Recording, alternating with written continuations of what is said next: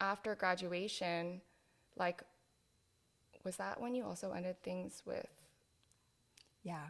I also got out of a very serious, like 3.5 year relationship my senior year of college. Was that like the first serious breakup? First serious relationship, first serious breakup, first everything, really. Yeah. Yeah, it was like kind of a liberating time though, because I had identified myself with this person for 3.5 years. And suddenly I was like my own entity. I like had the ability to go on dates. Like if I went to a party, like maybe I would meet someone at the party, you know? And we were long distance, so like he didn't live with me or near me or whatever. Did you feel like it was scary, or was it more exciting? I think honestly, this sounds like really horrible, but I think it was exciting. No, don't say that. I was really excited. I don't think it's horrible, because I think you were just ready for a different kind of growth that Yeah. like wasn't the two of you. Mm-hmm. And not to say the relationship was bad, because it was actually a very good relationship. Like nothing horrible happened like for the reason of the breakup. You changed. It just needed to I changed. We had started dating when I had just graduated from high school, so a lot of the things that I valued and prioritized when I was a senior in high school like completely changes as you're in college.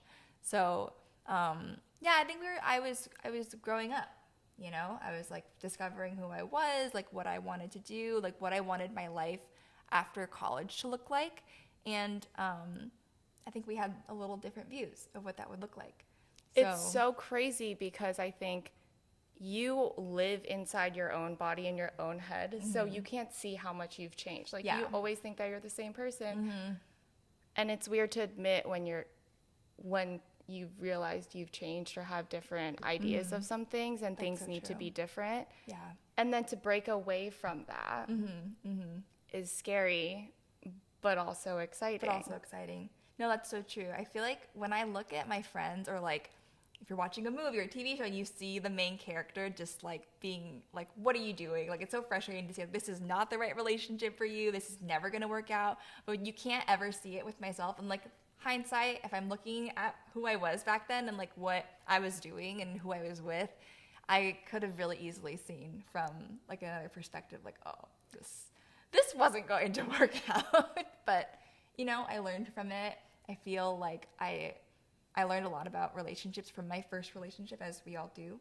And I was able to start doing a lot of other firsts. First dates, first like dating app profiles. I was like super, super into. Which one was the first dating app? Tinder. Oh, it was Tinder? Oh yeah, that was the first app I downloaded. I think because Hinge wasn't really that popular. Or it was popular. It wasn't as popular as it is now, though. I don't know. I mean, I just, you know, like 6 months ago or whatever. Yeah. But I don't know. I've never used Hinge since then. I feel like a boomer when I say that. Like, what is Hinge? Yeah. How do you use Well, Hinge? When you've been in a relationship for like, how long was your relationship? Almost 4 years. Yeah. And we just like broke up. Like last winter. Almost right? Yes. Yeah. So actually not just. I keep saying that because I think it's... Because it feels sort of new, or like this period of your life still feels new. It feels new to me. I mean, I've only really known you when you were with him. That's true. Yeah. And now like another new relationship is like our friendship. Yeah. Oh my God. That's so true. It's crazy how well we know each other now versus even just since last winter. Yeah. Yeah. Because we both changed.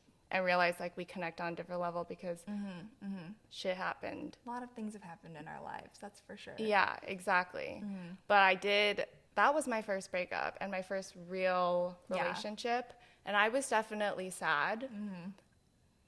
I think, and part of me, I think a lot of it is because of the whole COVID thing when we were all shelter in place or like work from home. Right. My life just shrunk down to him and this house and this life that I lived with nobody else but him. And I really kind of relied on him to make me happy or to do things. And I've always wanted to go out there and be more adventurous and spontaneous. Right. And he wasn't able to do that because he was in med school. Right. And he had to be in the hospital every day. Right. And then soon hanging out with him was like all I wanted to do, and that also meant being with his friends. Right. And I started to not lose my friends, just they started to disappear because I never spoke to them. And that first breakup for me was sad because I lost what felt like everything. Yeah. But looking back at it now, I'm honestly, and I keep telling you this, I'm like grateful that it happened. Yeah. Because I found, this is going to sound so cheesy, but I found who I am again, but in a more clear light where I understand what are my strengths, what are my weaknesses, but also what makes people want to be my friend. And it's not meant to sound arrogant or anything. It's just, I know what I need to protect. Right. Which was so hard for me to realize what was good about me that people liked. And so now when I'm on these dates, that's my first thought. Does this person take away from who I am? And if that person does and I don't get to be me, then I don't want to lose that because I'm having so much fun. Being single is like fun and sad at the same time. That's for sure. Like I'm stuck by myself in my head with a lot of thoughts. And that part is so annoying to get out of. Yeah. But also it's about enjoying your own company. And I don't want to lose who I am because other people can see like why they want to be my friend. So why can't I see why I want to be my friend? Yeah, that's so true. The loss of identity in a relationship. I mean, I think that's like such an easy way to like, especially when you've been with someone for years, like 4 years, you said. I think it's really easy to sort of like morph into like one personality with that person. Yeah. And like just sort of like work your life around them, especially when they're so busy, like med school, that's a lot. And it doesn't happen in like 4 weeks or 4 months. It happens in 4 years. So you can't see like the little things that make you lose yourself. And I just found myself literally sitting on the couch waiting all the time for something that wasn't coming. You know? So I'm glad that happened. And then the first date. What's been your favorite first date? So my far? favorite first date? Okay, well, I've only been on 3. Well, no. I mean, before are we counting like before the breakup or just after the breakup? Just after the breakup. Okay. Wait, what do you mean before the breakup? No, that wouldn't make sense like in high school. Oh, okay. I don't know why I was thinking like during the relationship you had a first date. Okay. I had one first date during the relationship. After you broke Don't up put with that out there. I was like, I don't know why we would talk Don't about put that out there. So the first date on a dating app, like. Oh, you went through it with me. I did. I think we should talk about your favorite first date though. Okay, instead of the first date. The first date. Because that one I was like, I'm gonna throw up, pass out, like. I think I felt the same way on mine. My favorite first date, it was recent. Yeah. And we talked for like 6 hours, but it didn't feel, I know you've had like 6-hour dates where you just had to push on through. Yeah. I think part of that, by the way, this is like so off topic, but I think part of that is because we were tour guides at UCLA. Yeah, that's so true. Our stamina was really high.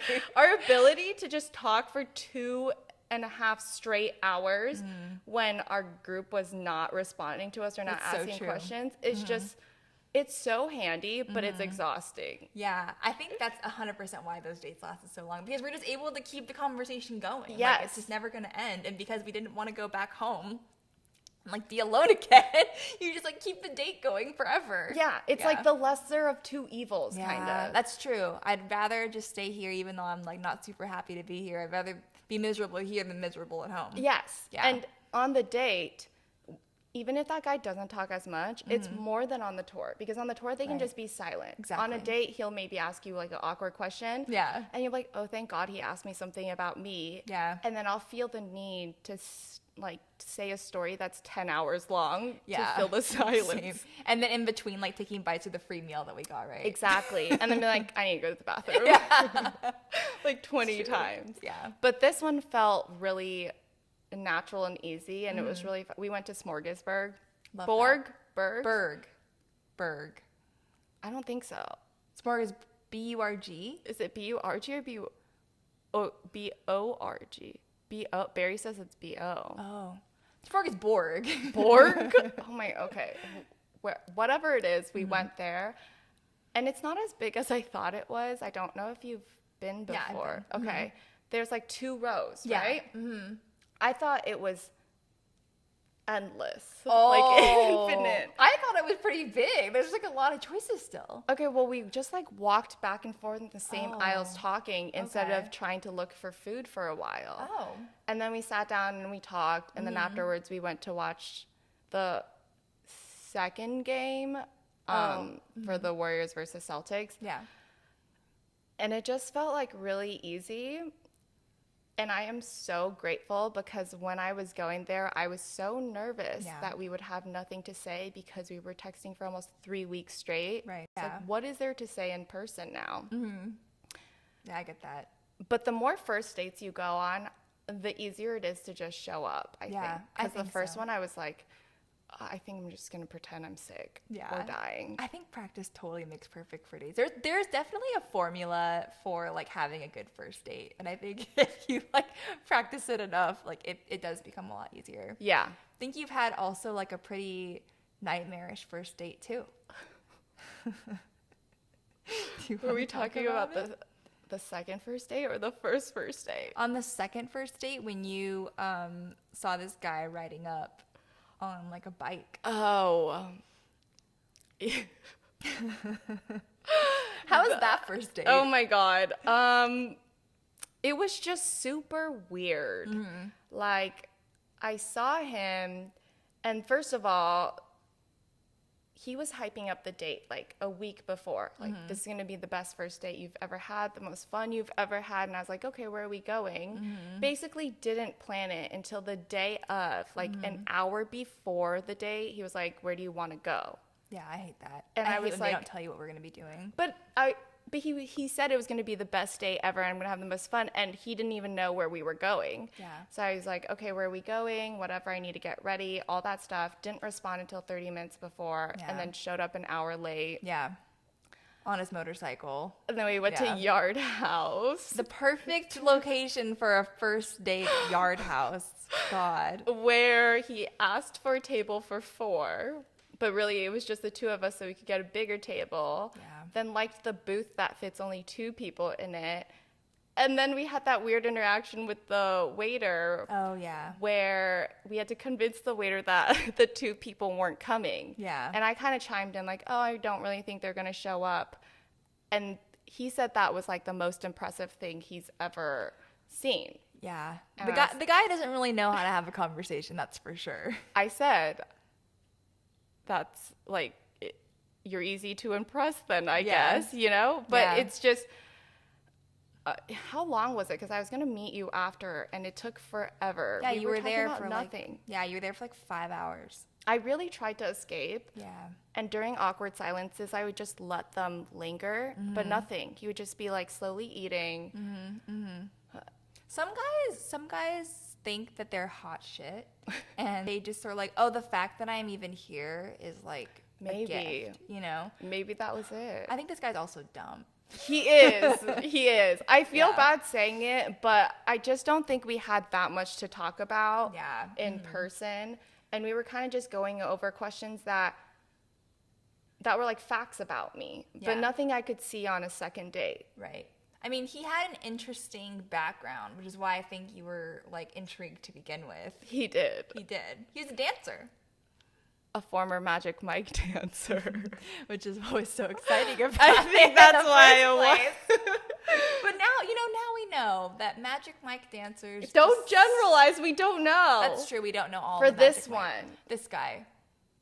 Which we won't name, but what's the takeaway that you had though? Like, what did you come out of this date and was like, you know what? Now I know. Oh, okay. You know I love my takeaways. It's how I make myself feel better. Yeah. Like when if a guy ghosts me or is not really responding, or I just feel kind of like sad about this guy.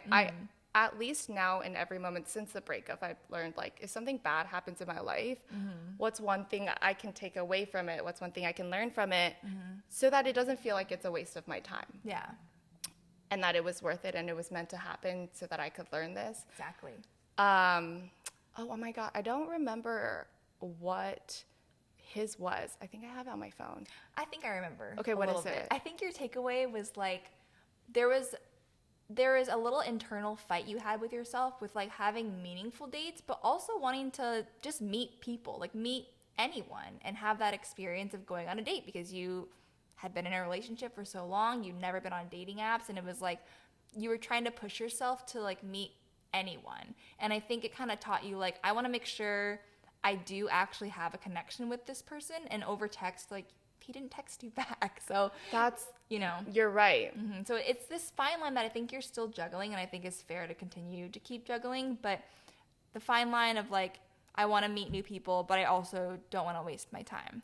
We're going to keep it like half PG-13, you know? Yeah. Like Taylor Swift PG-13, where we can now swear. Yeah. But maybe not everything. Everything. Unless you guys want to know more. You could hear more about Janice's Magic Mike date. Oh, but the best part about this date, you should tell. Leave it in the comments.